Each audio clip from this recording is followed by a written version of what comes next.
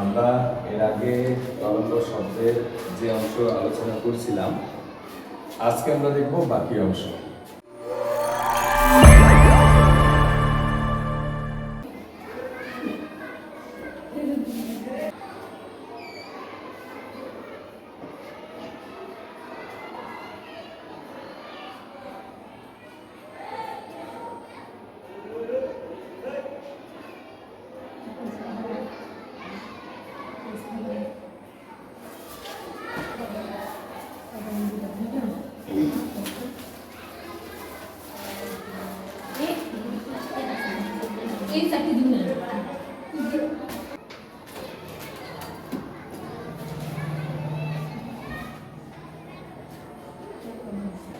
এই সৃজনশীলটা মানে এই প্রশ্নটা বুঝলে মিনিমাম তোমাদের ১৪-১৫টা সৃজনশীল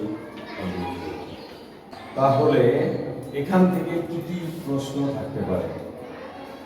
তোমাকে বলা হলো তরঙ্গ দৈর্ঘ্য কত, Q2, এখান থেকে লক্ষ্য শব্দ করছি। তো এই শব্দটা দেখো, এই যেটা একটা প্রতিফলক পৃষ্ঠ, এটা দেয়াল হতে পারে, অন্য কিছু হতে পারে, পাহাড় হতে পারে। তাহলে এই অবস্থান থেকে একটা লোক দাঁড়িয়ে শব্দ করছে, এখন সে শব্দের প্রতিধ্বনি শুনতে পাবে কিনা এটা আমাকে নির্ণয় করতে হবে। মানে এই অবস্থানে থাকা ব্যক্তি প্রতিধ্বনি শুনতে পাবে কিনা, এই অবস্থানে থাকা ব্যক্তি প্রতিধ্বনি শুনতে পাবে কিনা গাণিতিকভাবে বিশ্লেষণ করে তরঙ্গ দৈর্ঘ্য নির্ণয় করতে বলছে। তরঙ্গ দৈর্ঘ্যকে কি দ্বারা প্রকাশ করা হয়? ল্যামডা। তাহলে ল্যামডা মান নির্ণয় করতে হবে। এখানে ল্যামডা মান নির্ণয় করবো কিভাবে? আর একটা প্রশ্ন, Q2 কম্পাঙ্ক নির্ণয় করব। কম্পাঙ্ক নির্ণয় তরঙ্গ দৈর্ঘ্য কত? হ্যাঁ, নির্ণয় করব। তরঙ্গ দৈর্ঘ্যকে কি দ্বারা প্রকাশ করা হয়? ল্যামডা। তাহলে ল্যামডাটা কোথায় আমাকে বলবো? একটা ল্যামডা কখন হয়? এখান থেকে শুরু করে কোথায়? এখানে। এটা তাহলে কি একটা ল্যামডা? বুঝছো? এটা একটা ল্যামডা। তাহলে এটা এখান থেকে এখানে আরেকটা ল্যামডা।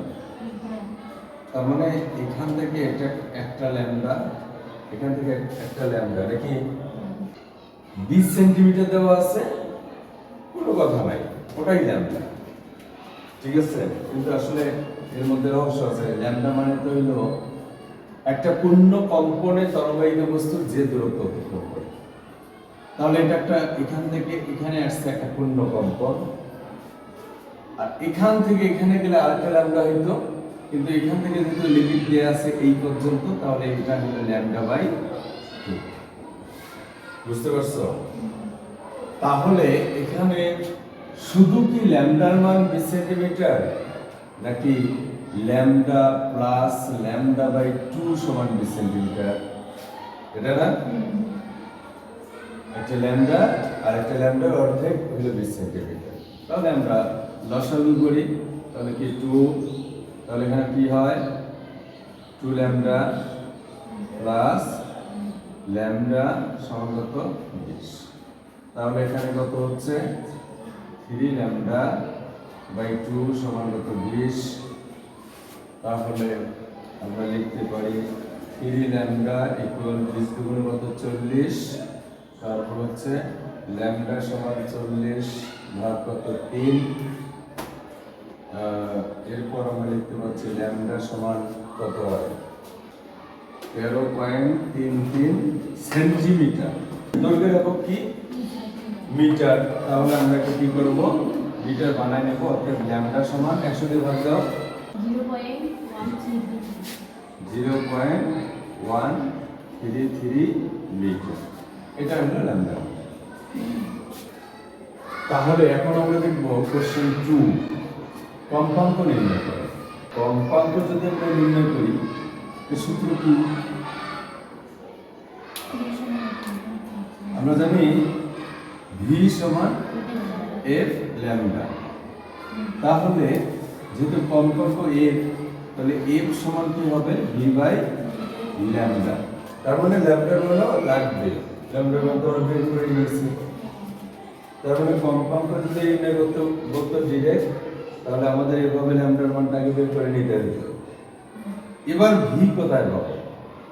কিন্তু এখানে বেগ দেওয়া আছে, বেগ দেওয়া নেই। তাহলে আমরা তো ল্যামডার মান জানি, যেটা একটু আগে বের করলাম। এখন বেগ কত? কিভাবে?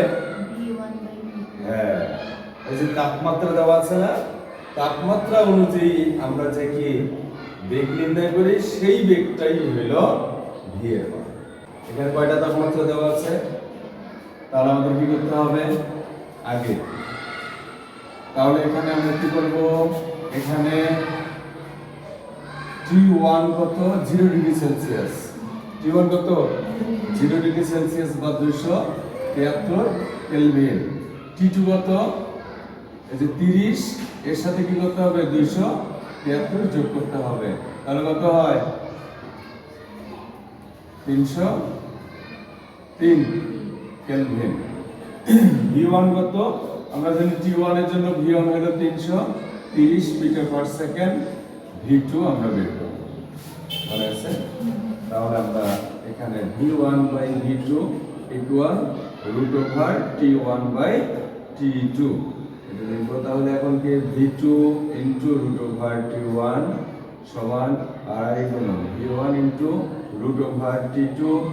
তাহলে V2 সমান হচ্ছে V1 ইনটু √T2 ভাগ √T1। এখন মান বসাই। V1 কত?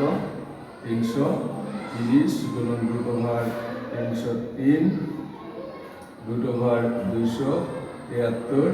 ক্যালকুলেশন করে বলো, দ্রুত বলো। 337.67 মিটার পার সেকেন্ড। সরি, ঠিক আছে, মিটার পার সেকেন্ড। এখন দেখো, এটা আমরা ঠিক বলে বিবেচনা করবো কেন? 0 ডিগ্রি সেলসিয়াস তাপমাত্রায় যদি 330 হয়, 30 ডিগ্রি সেলসিয়াস তাপমাত্রায় বেগ তো বেশি হবে, কারণ শব্দের বেগ তখন বেশি হবে যখন বেশি তাপমাত্রা হবে। বুঝা গেছে?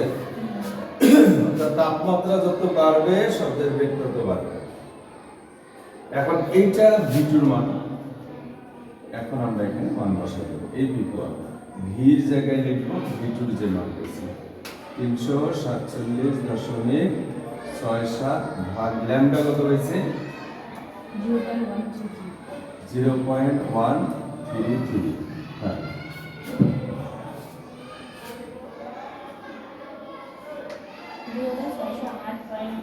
2608.1718 হার্টজ। এটা আমরা আছে। বুঝা গেছে? ডিরেক্ট যদি কম্পাঙ্ক নির্ণয় করতে বলে, তাহলে আমরা এখান থেকে ল্যামডার মান বের করে নিব, ভি এর মান বের করে নিব, তারপর এখানে মান বসাবো। শেষ।